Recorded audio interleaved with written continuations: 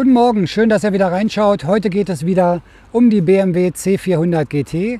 Ich zeige euch heute gleich mal zwei Sachen, die ich jetzt neu angebaut habe. Einmal hinten ein neues Topcase und vorne ein neues Windschild. Ich gebe euch mal so ein paar Infos, warum ich das gemacht habe. Topcase ist relativ klar. Wir haben ja hier bei der BMW das Flexcase, was sehr schick ist, auch gut überdacht ist. Aber wer ein bisschen mehr transportieren will, kommt nicht drum herum, ein Topcase zu holen. Ich habe mich jetzt für ein spezielles entschieden, und zwar das SH58X von Schatt. Das ist ein sehr spezielles Topcase, passt, finde ich, auch ganz gut in die Linie der BMW rein, weil es ein bisschen flacher ist hinten. Ich zeige euch gleich mal die Details und die Funktionen, die dieses Topcase hat.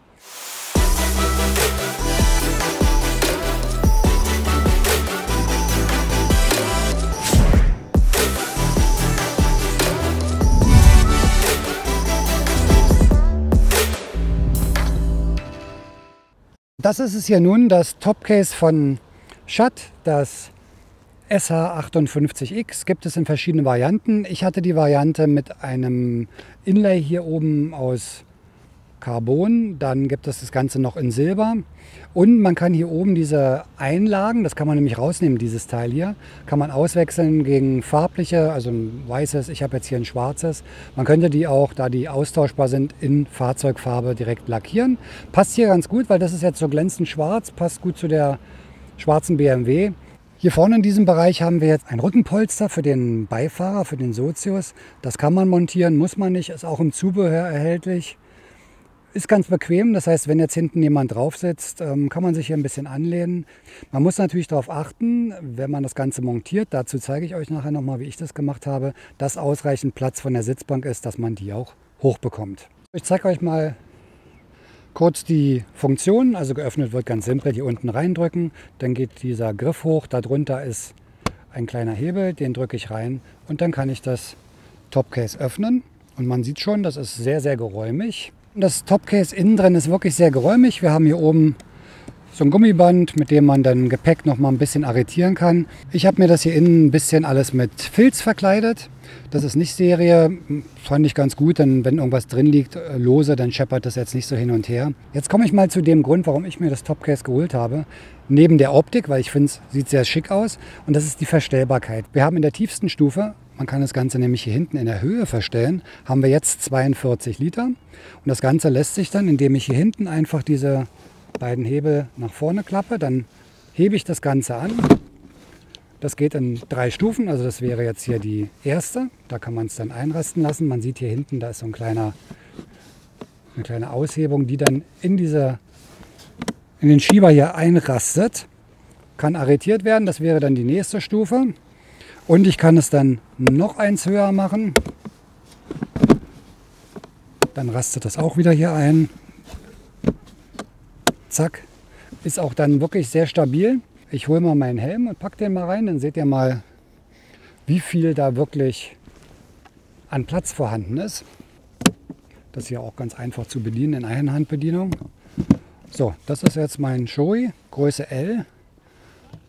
Und man sieht, da passt ganz locker ein zweiter Integralhelm rein. Wahrscheinlich auch größere Helme, wenn es jetzt so um Motocross-Helme geht, die ein bisschen längeren Kindschutz haben, die passen da auch. Ich zeige euch jetzt noch ein Zubehör, was ich mir geholt habe. Und zwar gibt es von Schatt zu diesem Topcase eine Innentasche.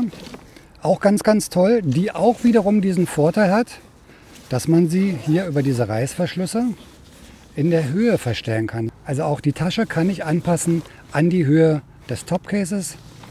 Die ist genau dafür zugeschnitten.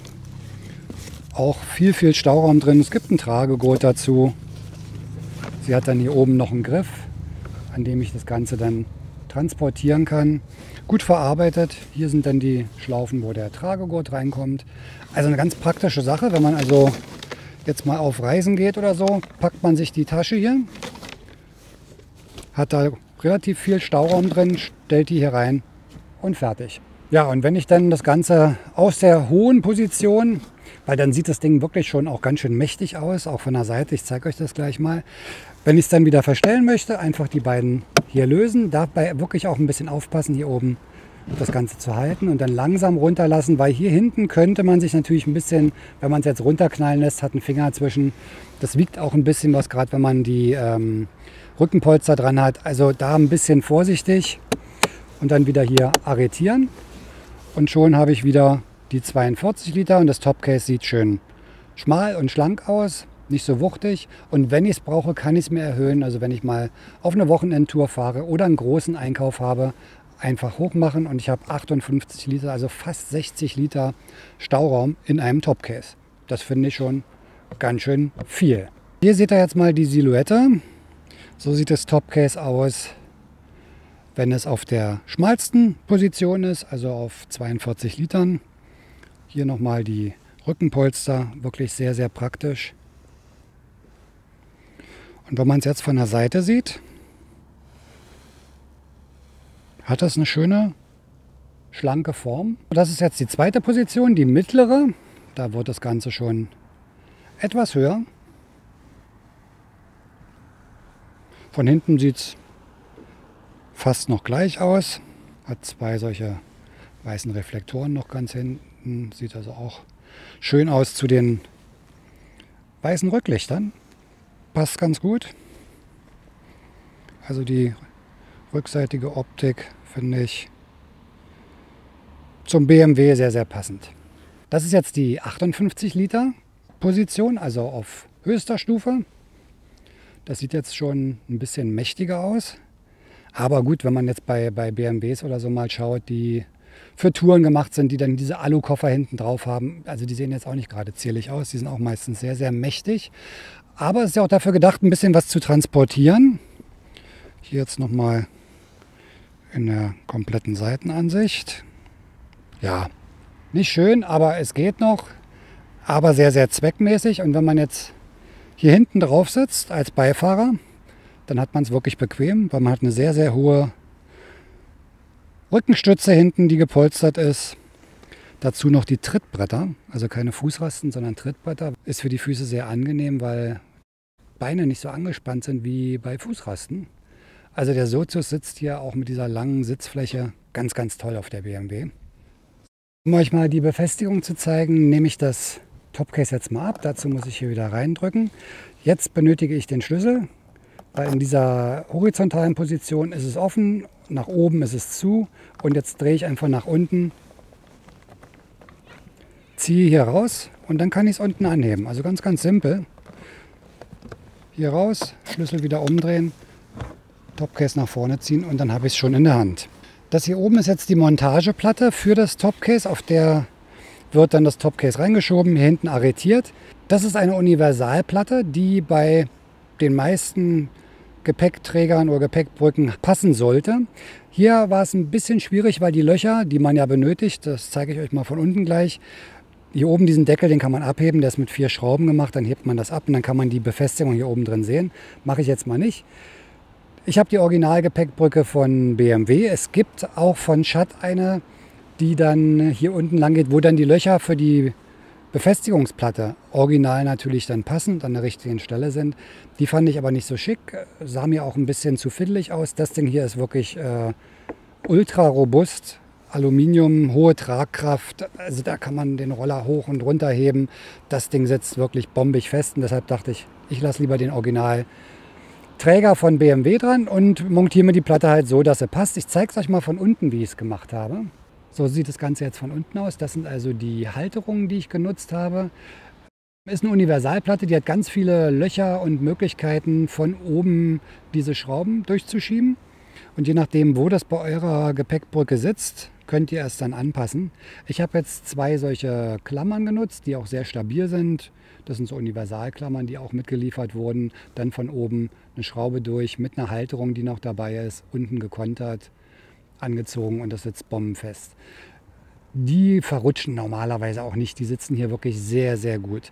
Ich habe trotzdem jetzt hinten eine andere Lösung gewählt, weil da war jetzt kein Loch, um solch eine Klammer zu machen. Denn man hat ja verschiedene Möglichkeiten, diese Halteplatte hier hinten in der Tiefe anzubauen. Und je weiter man nach hinten geht, desto mehr Platz hat man natürlich vorne für zum Beispiel die Rückenpolster. Also da muss man genau gucken, wie weit muss ich nach hinten gehen, damit meine Sitzbank auch noch aufgeht. Ich habe das vorher natürlich genau ausgemessen. Das war jetzt nicht so schwierig. Habe die Rückenpolster dran gemacht, habe die Sitzbank mehrmals hoch und runter gemacht und habe mir dann diese Punkte, die ich brauche, markiert. Hier war jetzt leider, da wo ich den passenden Punkt an der Halteplatte hatte, keine Öffnung für diese Klammern. Also habe ich einfach von oben ins Aluminium ein Loch reingebohrt, die Halterung von oben durchgesteckt, von unten gekontert, Unterlegscheiben noch zwischen. Das Ganze noch mit Loctite ein bisschen angezogen. Ja, und dann hat es auch gut funktioniert. So, ich mache das Topcase noch mal rauf und zeige euch noch mal, wie einfach das geht. Einfach hier vorne in die vorgesehenen Schlitze reinschieben, nach unten, dann nach unten drücken, wieder zurück und schon sitzt das Ganze, rastet also hier unten in der dafür vorgesehenen Ausnehmung ein. Ja, das war's zum Schatt 58X. Also wenn ihr das sucht, ich packe euch den Link mal unten rein, gibt es wie gesagt auch oben mit Silber, also in einem Aluminium und Tasche und diese Polster hier, auch die Links packe ich euch mal dazu, falls ihr euch dafür interessiert. Ist natürlich für jedes andere Fahrzeug auch zu nutzen, hat halt diesen Universalhalter hier unten. Und ja, wenn ihr jetzt eine Honda habt oder eine Yamaha, kann man überall anbauen, wenn einem die Optik gefällt. So, zweite Sache, die ich euch noch zeigen wollte, ist die Scheibe, das Windschild. Da gibt es ja einige verschiedene, auch jetzt schon für die C400 GT von BMW. Von BMW gibt es zwei Versionen, eine kurze und eine etwas längere. Dann gibt es diese hier von Wunderlich. Es gibt noch eine von Givi. Ich werde jetzt mal die verschiedenen Scheiben mal testen. Auch mir vielleicht mal die hohe von BMW holen. Bei Givi weiß ich noch nicht, weil die ist wirklich sehr hoch. Da sitzt man dann komplett hinter der Scheibe. Also von daher, ich teste jetzt mal die hier. Mal auf der Autobahn, Landstraße und schau mal, wie die sich fährt. Aussehen tut es auf jeden Fall sehr cool, finde ich. Ein bisschen breiter.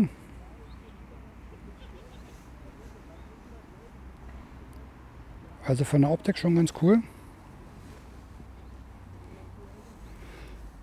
Und ich berichte euch dann in den nächsten Videos mal, wie die sich auf der Autobahn verhält, von den Windgeräuschen. Optisch auf jeden Fall schon mal sehr gut. So, liebe Scooter-Freunde, das war's für heute mit der kurzen Vorstellung der ersten Umbaumaßnahmen an der BMW C400 GT, Topcase hinten, vorne eine andere Scheibe. Viel kann man hier natürlich nicht machen. Also es wird jetzt nicht so ein Umbauprojekt wie bei den Vespas, die ich immer fahre. Da kann man natürlich viel mehr individualisieren und anpassen und auch tunen. Hier geht es wahrscheinlich dann nachher wirklich mehr ums Fahren. Also 2, 3 Sachen kommen noch, ein paar kleine, die ich noch mehr ranbauen möchte, die auch sehr praktisch sind. Aber das Fahrzeug, so wie es ist schon wirklich toll und gerade für Langstrecken extrem gut geeignet. Die Reichweite toll mit 360 Kilometern. Also ich bin bisher wirklich begeistert. Werde euch auch auf die nächsten Touren, die ich mache, gerne mal mitnehmen. Ich stelle dann demnächst auch so die Technik im Detail nochmal vor. Gerade dieses Display hier, das Connectivity-System ist unglaublich gut. Werde ich euch mal zeigen, wie das funktioniert, was da für Funktionen drin sind. Auch so das ganze Handling hier mit den Schaltern. Ganz, ganz toll gemacht. Also ich bin bisher wirklich begeistert von dem BMW. Tolles Fahrzeug. Fahre natürlich nach wie vor meine Vespa immer noch gerne. In der Stadt das beste Fahrzeug, was man fahren kann. Ja, sollte euch das Video gefallen haben, wie immer, bitte gerne einen Daumen nach oben hinterlassen.